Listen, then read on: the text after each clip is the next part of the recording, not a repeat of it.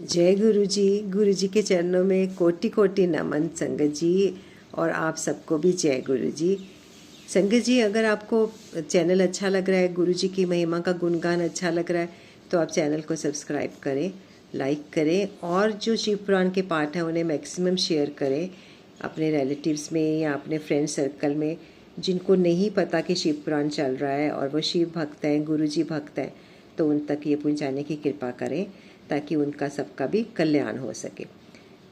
चलिए संगत जी, सब मिल के गुरु जी से एक बार आज्ञा लेते हैं। आज के पाठ को शुरू करने से पहले रुद्र संहिता का शत आज पढ़ रहे हैं जी, कोटि रुद्र संहिता।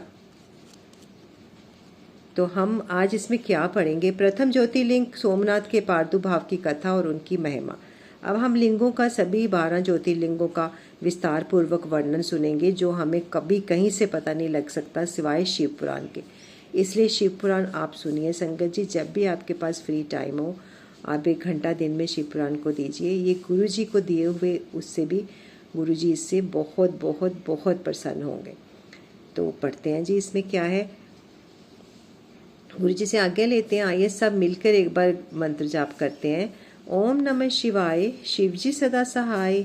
ओम नमः शिवाय, गुरु जी सदा सहाय। तदंतर कपिला नगरी के कालेश्वर, रामेश्वर आदि की महिमा बताते हुए सूर्य जी ने समुद्र के तट पर स्थित गोकर्ण क्षेत्र के शिवलिंगों की महिमा का वर्णन किया। फिर महाबल नामक शिवलिंग का अद्भुत महात्म्य सुनाकर अन्य बहुत से शिवलिंगों की विचित्र महात्म्य कथा का वर्णन करने के पश्चात ऋषियों के पूछने पर वे ज्योतिर्लिंगों का वर्णन करने लगे। सूर्य जी बोले, ब्राह्मणों, मैंने सदगुरु से जो कुछ सुना है वह ज्योतिर्लिंगों का महात्म्य तथा उनके प्राकट्य का प्रसंग अपनी बुद्धि के अनुसार संक्षेप से ही सुनाऊंगा। तुम सब लोग सुनो।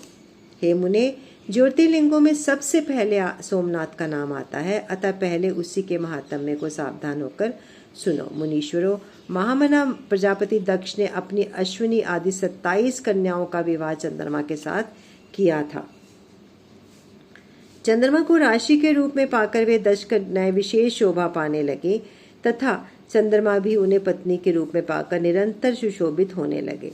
उन सब पत्नियों में से जो रोहिणी नाम की पत्नी थी, एकमात्र वही चंद्रमा को जितनी प्रिय थी उतनी दूसरी कोई पत्नी कदापि प्रिय नहीं हुई। इससे दूसरी स्त्रियों का बड़ा दुख हुआ। वे सब अपने पिता की शरण में गईं। वहां जाकर उन्होंने जो भी दुख था उन्हें पिता को निवेदन किया।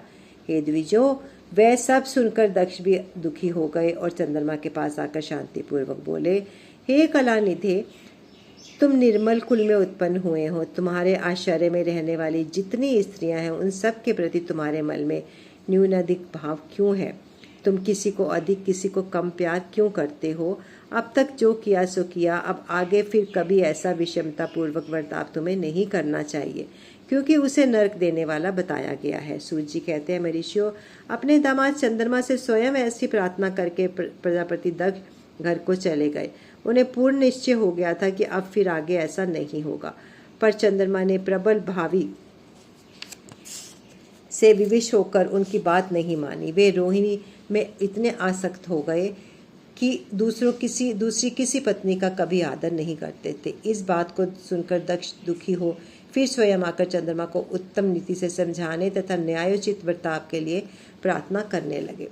दक्ष बोले, चंद्रमा सुनो, मैं पहले अनेक प्रकार तुमसे प्रार्थना कर चुका हूँ, फिर भी तुमने मेरी बात नहीं मानी, इसलिए आज श्राप देता हूँ कि तुम्हें क्षय का रोग हो जाए। सूर्य जी कहते हैं, दक्ष के इतना कहते ही क्षण भर में चंद्रमा क्षय रोग से ग्रस्त हो गया। उसके क्षीण होते ही उस समय सब और हाहाकार मच गया। सब देवता ऋषि कहने लगे, आई अब क्या करना चाहिए? चंद्रमा कैसे ठीक होंगे? मुने इस प्रकार दुख में पड़ के वे सब लोग विहल हो उठे। चंद्रमा ने इंद्र आदि देवताओं तथा ऋषियों को अपनी अवस्था सूचित की। तब इंद्र आदि देवता तथा विशिष्ट आदि ऋषि ब्रह्मा जी की शरण में गए। उनकी बात सुनकर ब्रह्मा जी ने कहा, देवताओं, जो हुआ सो हुआ, अब वह निश्चय ही पलट नहीं सकता, अतः उसके निवारण के लिए मैं तुम्हें एक उत्तम उपाय बताता हूँ। आदर पूर्वक सुनो। चंद्रमा, देवताओं के साथ प्रभास नामक शुभ क्षेत्र में जाएं। वहां मृत्युंजय मंत्र का विधि पूर्वक अनुष्ठान कर भगवान शिव की आराधना करें। अपने सामने शिवलिंग की स्थापना करके वहां चंद्रदेव नित्य तपस्या करें। इससे प्रसन्न होकर शिव उन्हें क्षय रहित कर देंगे। तब देवताओं तथा ऋषियों के कहने से ब्रह्मा जी की आज्ञा के अनुसार चंद्रमा ने वहां 6 महीने तक निरंतर तपस्या की। मृत्युंजय मंत्र से भगवान विषभध्वज का पूजन किया। 10 करोड़ मंत्र का जप और मृत्युंजय का ध्यान करते हुए चंद्रमा वहां स्थिर चित होकर लगातार खड़े रहे। उन्हें तपस्या करते हुए देख भक्तवत्सल भगवान शंकर प्रसन्न हो सामने प्रकट हो गए और अपने भक्त चंद्रमा से बोले, चंद्रदेव, तुम्हारा कल्याण हो। तुम्हारे मन में जो अभीष्ट है वह वर मांगो। मैं प्रसन्न हूँ, तुम्हें संपूर्ण उत्तम पर वर प्रदान करता हूँ। चंद्रमा बोले, देवेश्वर, यदि आप प्रसन्न हैं तो मेरे लिए क्या असाध्य हो सकता है। तथापि प्रभो, हे शंकर, आप मेरे इस शरीर के क्षय रोग का निवारण कीजिए। मुझसे जो अपराध बन गया है उसे भी क्षमा कीजिए। शिवजी ने कहा, चंद्रदेव, एक पक्ष प्रतिदिन तुम्हारी कला क्षीण हो और दूसरे के पक्ष में फिर वह निरंतर बढ़ती रहे। तदंतर चंद्रमा ने भक्ति भाव से भगवान शंकर की स्तुति की। इससे पहले निराकार होते हुए भी भगवान शिव फिर साकार हो गए। देवताओं पर प्रसन्न हो उस क्षेत्र के महात्म्य को बढ़ाने तथा चंद्रमा के यश का विस्तार करने के लिए भगवान शंकर उन्हीं के नाम वहाँ सोमेश्वर कहलाए और सोमनाथ के नाम से तीनों लोकों में विख्यात हुए। ब्राह्मणों, सोमनाथ का पूजन करने से वे उपासक के क्षय तथा कोढ़ आदि रोगों का नाश कर देते हैं। ये चंद्रमा धन्य है, कृत्य है, जिनके नाम से तीनों लोकों के स्वामी साक्षात भगवान शंकर भूतल को पवित्र करते हुए प्रभास क्षेत्र में विद्यमान है। वही संपूर्ण देवताओं ने सोमकुंड की भी स्थापना की थी, जिसमें शिव और ब्रह्मा का सदा निवास माना जाता है। चंद्रकुंड उस भूतल पर पाप नाशन तीर्थ के रूप में प्रसिद्ध है। जो मनुष्य उसमें स्नान करता है वह सब पापों से मुक्त हो जाता है। क्षय आदि असाध्य रोग होते हैं, वे सब उस कुंड में 6 मास तक स्नान करने से मात्र से नष्ट हो जाते हैं। मनुष्य जिस फल के उद्देश्य से उत्तम तीर्थ का सेवन करता है उस फल को स्वर्थता प्राप्त कर लेता है, इसमें संशय नहीं है। चंद्रमा निरोग होकर अपना पुराना कार्य संभालने लगे। इस प्रकार मैंने सोमनाथ की उत्पत्ति का सारा प्रसंग कह सुनाया है। मुनीश्वरों, इस प्रकार सोमेश्वर लिंग का प्रादुर्भाव हुआ। जो मनुष्य सोमनाथ के प्रादुर्भाव की इस कथा को सुनता अथवा दूसरों को सुनाता है वह संपूर्ण अभीष्ट को पाता और तथा पापों से मुक्त हो जाता है। अध्याय 14 की समाप्ति। अध्याय 15 आरंभ करते हैं।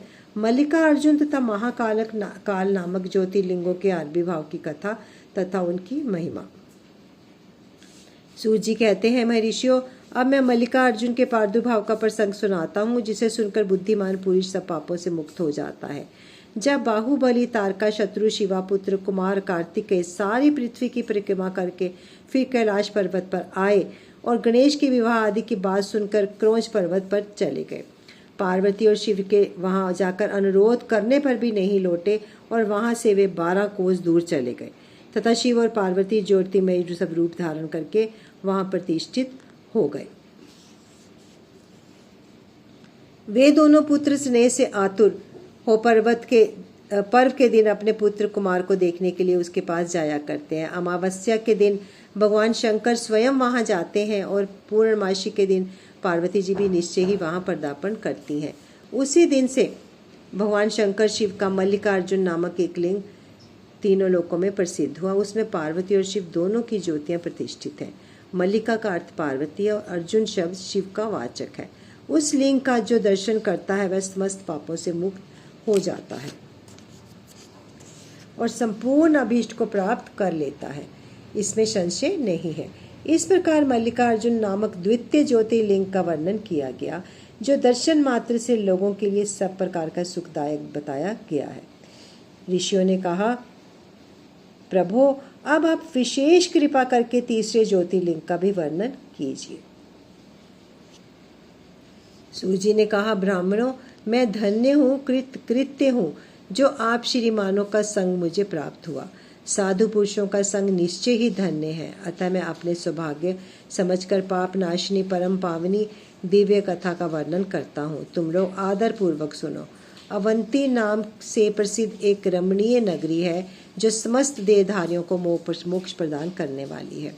वह भगवान शिव को बहुत ही प्रिय, परम पुण्यमयी और लोक पावनी है। उस पुरी में एक श्रेष्ठ ब्राह्मण रहते थे, जो शुभ कर्म परायण, वेदों के स्वाध्याय में संलग्न तथा वैदिक कर्मों के अनुष्ठान में सदा तत्पर रहने वाले हैं। वे घर में अग्नि की स्थापना करके प्रतिदिन अग्निहोत्र करते और शिव की पूजा में सदा तत्पर रहते थे। वे ब्राह्मण देवता प्रतिदिन पार्थिव शिवलिंग बनाकर उसकी पूजा किया करते थे।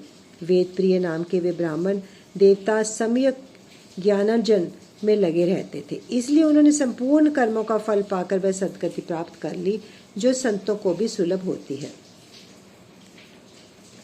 उनके शिव पूजा परायण 4 तेजस्वी पुत्र थे जो पिता माता से सद्गुणों से कम नहीं थे।